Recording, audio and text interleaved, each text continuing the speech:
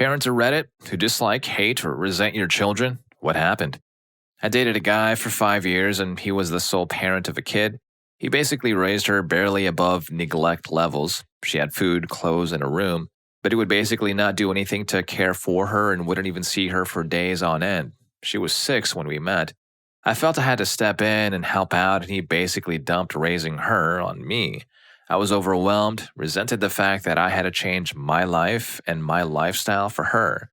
But when I would withdraw, she basically was left in her room, frequently grounded for minor infractions because it meant he had an excuse not to interact.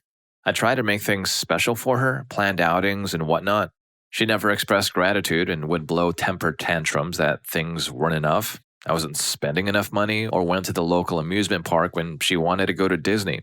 Her father was manipulative. If I took time for myself, he would tell her it was because I was being selfish.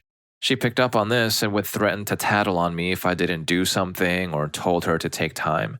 She told her grandparents her grades were bad because I didn't do it for her. When her father and I split up, it was hard because I knew her dad wasn't willing to parent at all, and I knew she would be neglected. No one deserves that. But I had to get out of the bad relationship. We kept in touch for a while, but her dad started using her as a weapon, and I broke contact. Now she posts angry messages on Facebook directed at me. She's entering her teen years and blames her problems on me. Adding to myself, her grandparents hated me and would undermine me. Once a week, I had to go pick up medication, and the pharmacy was in the mall. She would freak out the whole way through the mall, pointing out what she wanted. It ended up in a huge tantrum every single time. So I started giving her $5 every mall trip. We talked about budgeting and how if she waited a few weeks, she could save up. It also gave me something to hold if she was naughty. I had trouble convincing her to bathe, for example. After 2 months, she was doing well. Her grandmother found out and blew a fit that I was restricting her. She took her to the mall and took her on a $1,000 shopping spree and told her I was just too selfish to do the same. After that, the kid would make snarky comments when we went in about how I would only buy myself things and how selfish I was. Then one day, she snuck off and ended up shoplifting jewelry. I had to call her father, embarrassed, to get her out of the mall security. He freaked out and blamed me. Just bad all around. Another story really quick. The last day of school before winter vacation, there was a recital with little plays and whatnot. The previous year to this, I went, my ex didn't. The year in question, I begged him to go. It meant a lot to his daughter, and she had been upset her father had been busy the previous year. It ended up with a fight the day before as he had a WoW raid he would miss. The day of, I figured he would not show. I bought the daughter a new dress for the recital and got her ready in the morning and on the bus. So I'm sitting there, things are about to begin, and in walks my then BF. He is a freshly barber shaved and wearing a freshly pressed shirt and tie. When his daughter recites her little thing, he whoops and yells, "That's my girl." There's a little reception afterwards with cookies and punch, and he brings in a dozen roses and presents them to the daughter. Adon walks around basically showing off his actress. The daughter's beaming. He's joking around charmingly to the teachers. All good. He loudly promises her we're going to Olive Garden for dinner. She loved Olive Garden and thought it was fancy. We order, his charmingness is crashing and he's starting to get snippy with us, and she's feeling the drop in mood and is getting sullen. We go to leave and she has her drink in a to-go cup. I had opened the back seat of my car and was leaning in, and for some reason she was running backwards in the parking lot.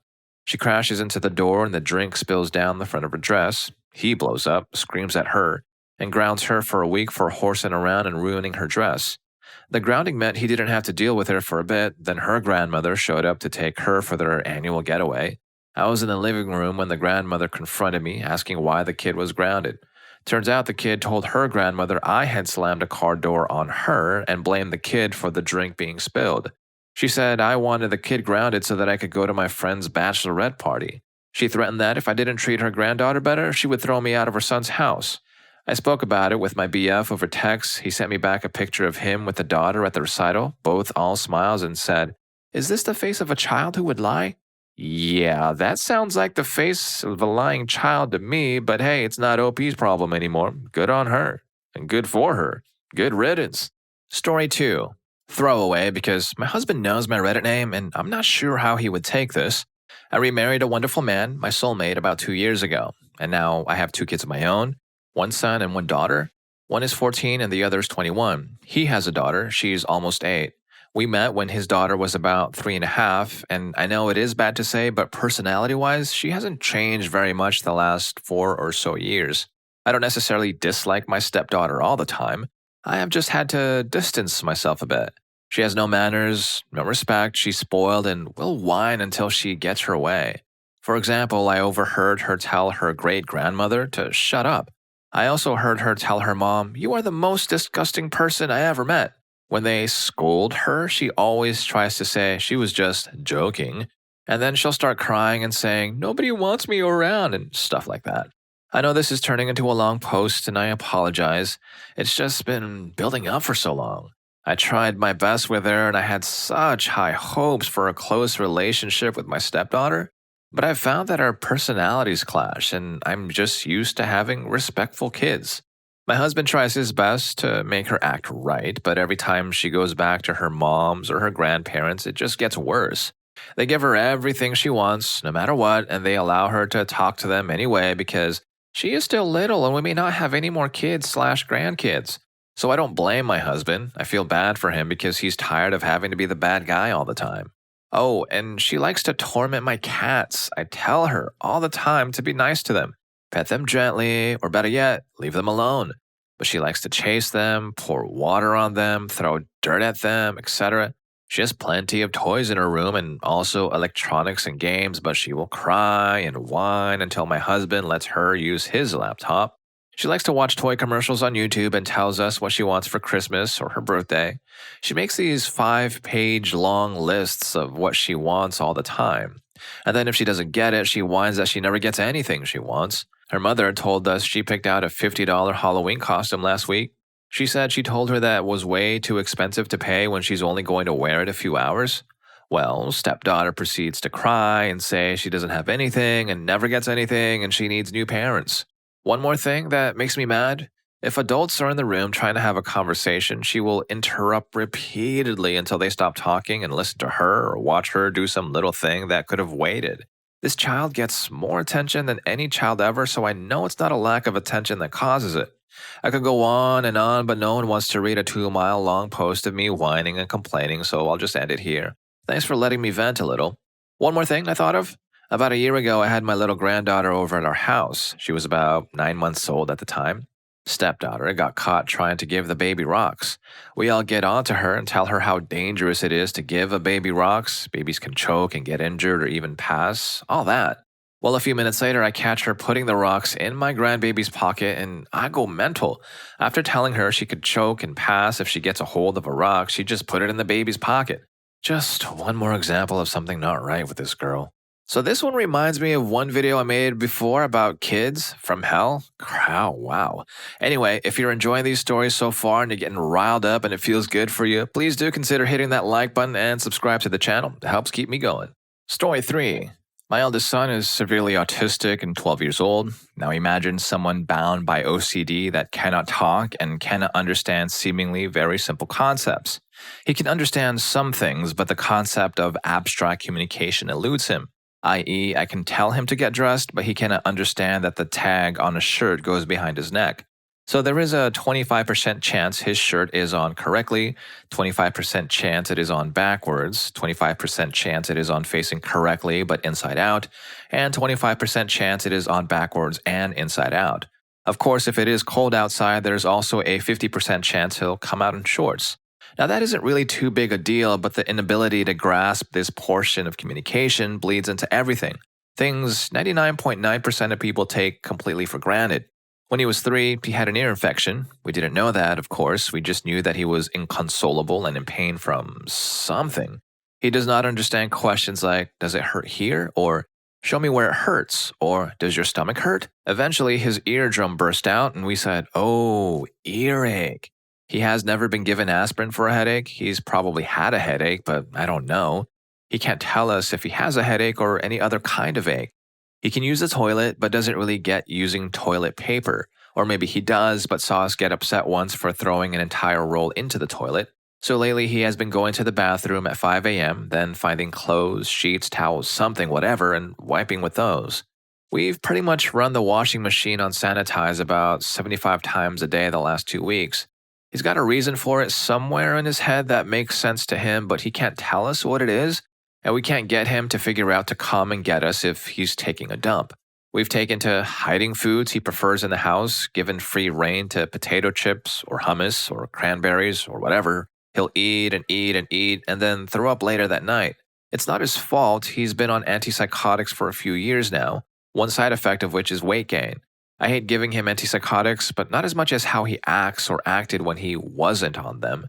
As a family, we cannot realistically travel. Interruptions to his routine result in a constant moan and whine and crying, occasional outburst of self-injury, or rarely attacking others.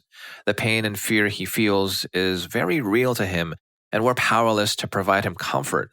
Instead, my wife will travel with my other sons while I stay home with him. He has never had a friend that was not direct family or a therapist. I don't see how he ever will. He will never kiss a girl, drive a car, or have a job, and I have no idea if he wants to do those things or not, or if he even knows that those things exist at all.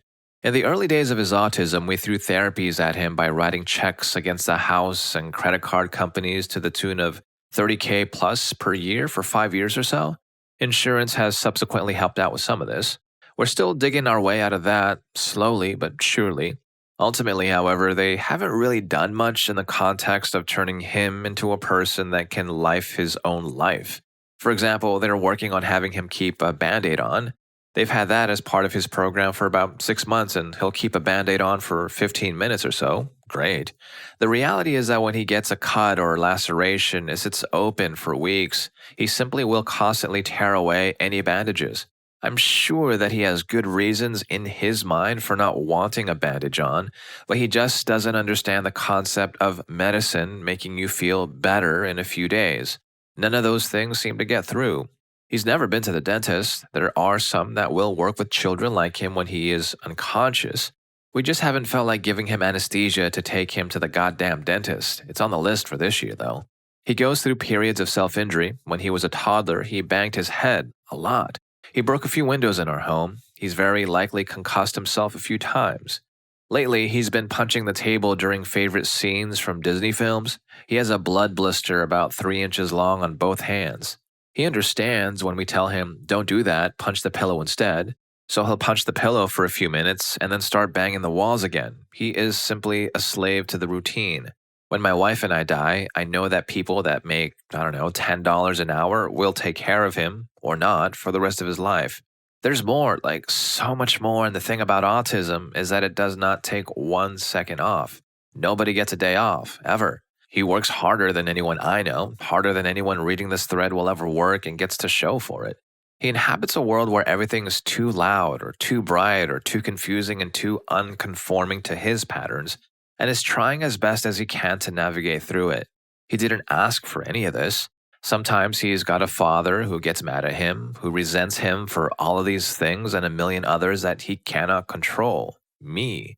But he deserves better than that, so I'm trying every hour of the day to remember that he is the one who got the raw deal. Not me, not his brothers, him. I have had bad moments, but no longer bad weeks or days. I'm working on it. If only I could work as hard as he does, I'd be golden. So the answer to your question is, autism happened to him, to us. Story 4. My dad likes to ask me, I bet you didn't know having kids would be so hard, huh? But no, I never in a million years figured out how hard, and by no means have it as bad as some in this thread, though. Basically, it started at terrible 2s, normal, okay. But wait, no, 3s were terrible, and 4s and 5s, all terrible. It's a bit of just a bad memory at this point with a few highlights that stand out. Kindergarten started, the school called every day saying how his behavior was bad. He wouldn't sit down on the bus, wouldn't sit still in class, wouldn't stop talking. During grade school, getting a simple page of homework done took 2 hours because he would hide it, rip it, throw it away. I couldn't read books to him at night. He would slap it out of my hands or bounce around on the bed to the point I couldn't finish. He would go into terrible rages as he got older, but still in grade school, threatening to throw up on me, smash a table, turn chairs over.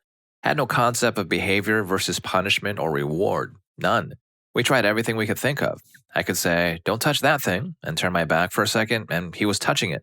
Short-term goals, long-term goals, immediate punishment, or atonement in the form of making up for bad behavior with good works, nothing matters. Nothing was being learned.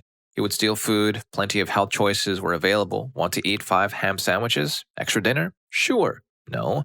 I'm eating an entire carton of ice cream, a brick of cheese, 5 popsicles in one sitting, etc. We tried teaching portion control, teaching how it was unfair that he got 9 items out of a box of 10 when 4 of us were in the house. We tried telling him we needed, for instance, a block of cheddar cheese for dinner the next night, but he could have the sliced cheese. Nope, he ate up the block. He's not allowed to eat food in his room, but we find empty cups and bowls and plates, etc. everywhere. Bowl under the couch? Check. Old pizza under the blankets? Check. Empty ice cream carton in the closet? Yep. Half-eaten frozen dinner in a pile of laundry? Yeah, you guessed it. This has been going on from around 7 until now at 12. He was on meds for a while, Focalin at first. His teachers at school called me in one day under the pretense of seeing him read. Instead, I got ambushed about how unhappy he was and how he really needed more reading help. The next day, they said he was done with the special reading program. What? He lies about homework. I don't have any. Great. Well, the school website says you do. Where is it? Show it to me. Oh, I forgot it in my locker. I did it already. I turned it in already. All lies. When hiding around the house didn't work out, he turned to saying it was at school, knowing I couldn't verify until it turned up as late on the online grade sheet. He steals just around the house so far. Can't have soda? That's okay, I'll just take it anyway. I want to impress a girl? I'll take my mom's necklace. My chain broke? I'll take my brother's, even minutes after being told, don't even think about it. I want a game. Mom said I could have it next week. No prob, I'll steal her credit card and order it now or steal my brother's money. He's currently in detention after school on Wednesdays and Fridays to help him get his work done. He's also grounded. He lied about not needing to go last Wednesday and didn't show up. He tried to do it this past Friday, but I called his teacher and marched him back to school. He cried and screamed about that. I nearly had more than a few nervous breakdowns when the school called me and let me know about terrible things he told other kids at school. We got into therapy. I took hidden videos when he would flip out because it was just so nightmarish. I sometimes couldn't even believe it even the next day. He threatened to end himself because some girl didn't want to date him. We thought we had talked about it with the therapist. We talked it out. Nope. Another night when he ran home early, which was unusual, and I got a bad feeling. Shortly after, the police and paramedics showed up because he threatened to end himself and smeared my red lip gloss across his chest and took pictures and said he'd done it to himself. That was a very expensive bill. The therapist thought we had it sorted out. Nope. Soon as he got his cell phone back, he messaged the girl saying he was dying from infection. He asked repeatedly why the rules are what they are, and even if we lay down the law, he'll pester and pester and pester. He'll tell me entirely unnecessary things while I'm working, even after being told I need to not be distracted. We keep tabs on his web activity, Xbox, TV viewing, and cell phone usage. We try to provide knowledge of the bad things but not allow him to bask in it like many on the internet do. I'm not religious, but I roll with see no evil, hear no evil, speak no evil. It's hard. Evil is pretty cool in many young people's minds. Trolling is funny to them. Being mean is funny. We try to keep him occupied with sports and activities, but he needs an action and monitoring what feels 24/7, and I cannot do it. We have 2 kids, and the youngest, who is 8 now, is so much easier. I want to cry. I would have never had kids if I knew how much work the first one was going to be. Never. We're actually doing fairly well at this point, and I believe he's hitting a mature zone, finally. It's just been exhausting.